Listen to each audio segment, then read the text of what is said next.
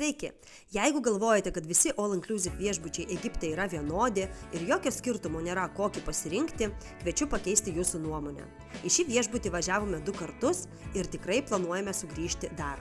Taigi, Pic Albatros Jungle Aquapark by Neverland – vaikų ir suaugusiųjų rojus. Jūsų dėmesiui pilna 2025 metų apžvalga. Pavadinimas Neverland skamba didingai kaip koks Disneyland ir patikėkite, tai neatsitiktinumas. Tik užėjus pro duris jūs pasitiks didžiulė saldainių salelė. Kiekvienas mažasis lankytojas gaus saldainių kiek nori ir taip jūsų nuotykis taps nepakartojamas nuo pirmos sekundės.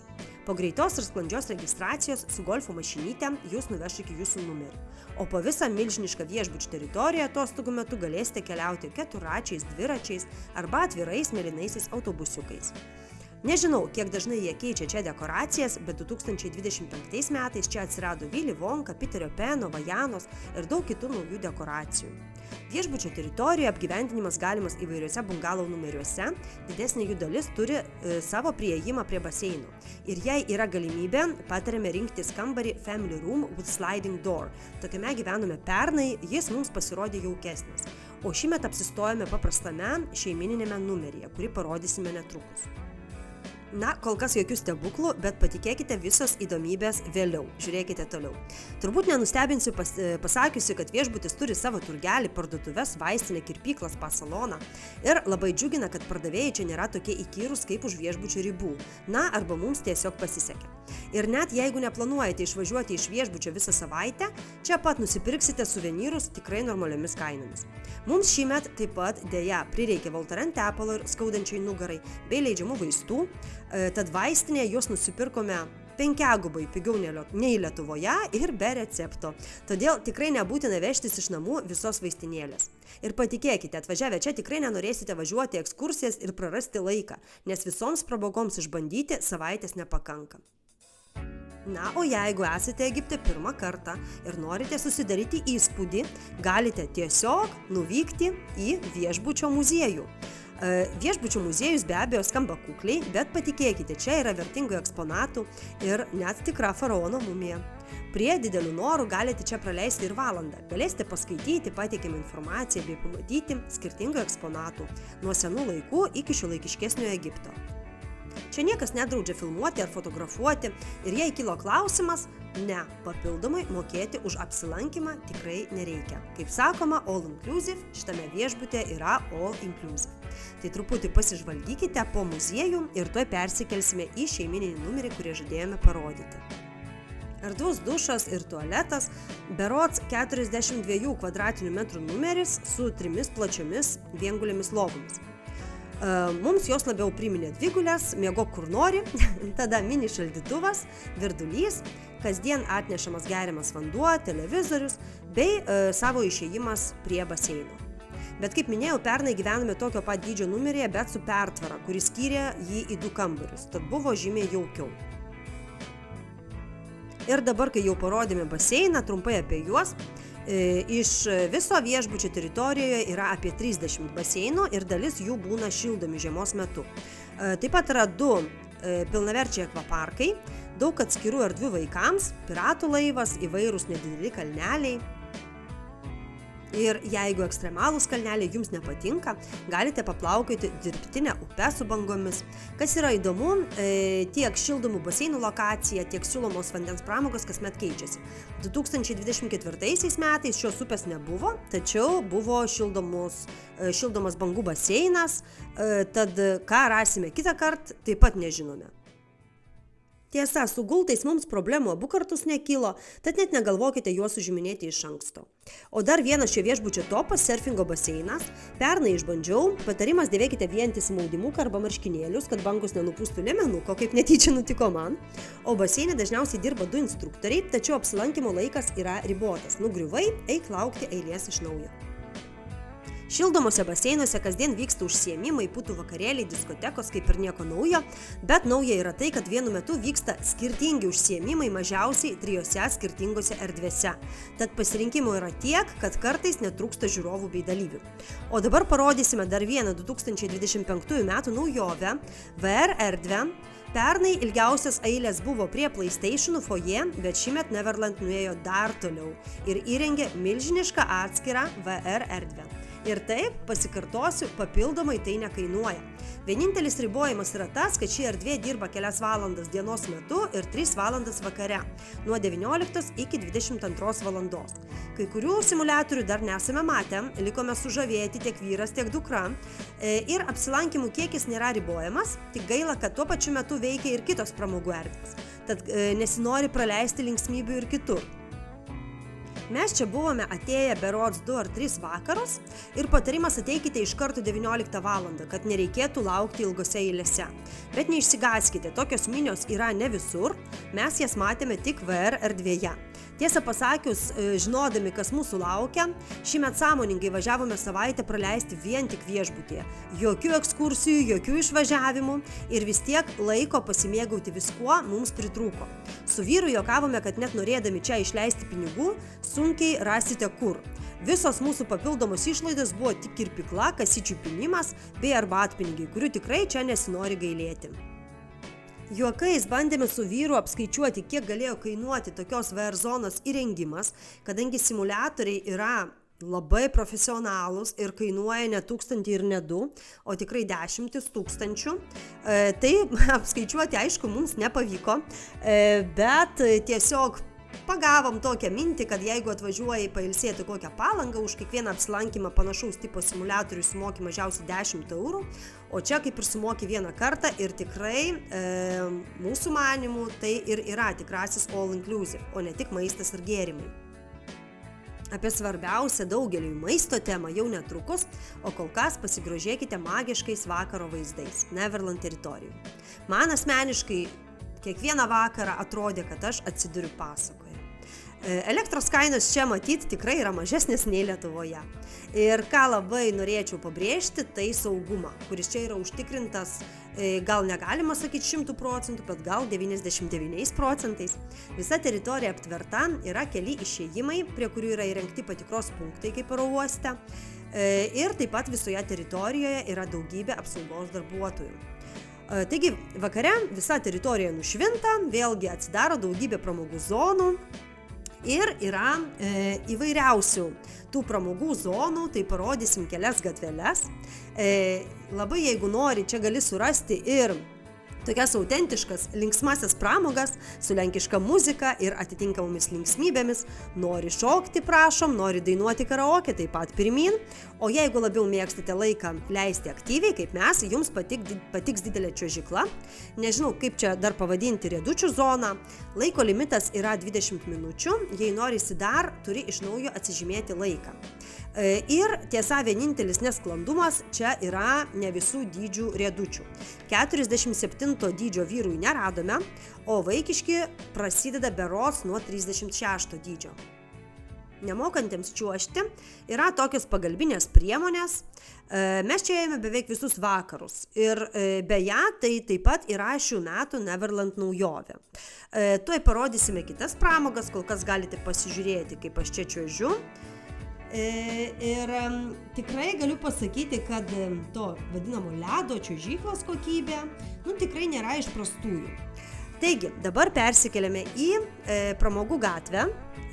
Tikriausiai reikėtų vėl pakartoti, kad niekas papildomai nekainuoja, nei čiuožimas, nei pramogos šioje gatvėje, kur dabar pamatysite. Taigi, čia yra atrakcionai. Čia yra apie 10 skirtingų atrakcionų. Vienintelis minusas tas, kad su VR zona darbo laikas dubliuojasi nuo 19 iki 22 valandos. Šįmet atsidarius VR zonai eilės į atrakcionus labai sutrumpėjo iki 0. Pramogauk kiek nori, atrakcionų yra ir mažiesiems, ir vyresniems, kai kur tik tai yra svorio ir ūgio apribojimai. Ir dar viena vieta, kur mes praleidome labai daug vakarų, tai yra mašinyčių zona, kurią tuoj parodysime. Kelis kartus bandžiau suskaičiuoti, kiek čia yra mašinyčių, bet taip ir nepavyko. Tikrai smagi pramoga visai šeimai, tik vyras minėjo, kad važiuoja per lėtai. Vis dėlto manau, kad taip jam pasirodė dėl to, kad mašinytei buvo sunku vežti jo virš 100 kg svorį. Ir atskirai norisi paminėti, kad pramogų erdvėse visada rasi užkandžių. popkorno, spurgyčių, saldžios vatos, blynelių ir panašiai. Taip pat viskas jau įskaičiuota į kainą ir jokių papildomų mokėjimų nei už atrakcionus, nei už užkandžius mokėti nereikia, nebent norėsite palikti arbatpinigių. Manyčiau, kad vienintelis dalykas, kuris stabdo nuo šio viešbučio pasirinkimo, yra tas, kad čia yra ne 5, o 4 žvaigždutės, bei didesnė kaina negu kai kurių 5 žvaigždučių viešbučių. Taip pat visiškai netyčia ir aš jį aptikau, nes filtruodama viešbučius visada renkuosi 5 žvaigždutes, viskas įskaičiuota. Ir taip kažkaip anksčiau matyt dėl to šio viešbučio neaptikau. Nors tiesą pasakius vis spėlioju, kaip toks kosmosas gali turėti tik 4 žvaigždutes. Patikėkite, esame buvę 5 prabangiose žvaigždėse ir lyginant su tais viešbučiais, dženglui duočiau visas 6 žvaigždutes. Beje, kad dabar matote, tai dainuojantis fontanas, be abejo, jau juo čia nieko nenustebinsi, bet prie jo galima praleisti laiką, jeigu norisi romantikos vakare. O dabar prie animacijos ir vakarinių pasirodymų. Gana turbūt visą laiką girti, dabar pasakysiu šiek tiek kritikos. Šįmet lyginant su pernai, vakariniai pasirodymai ir animacija tikrai yra silpnesni, bet matyt kažkur investavus, kitur reikėjo pataupyti.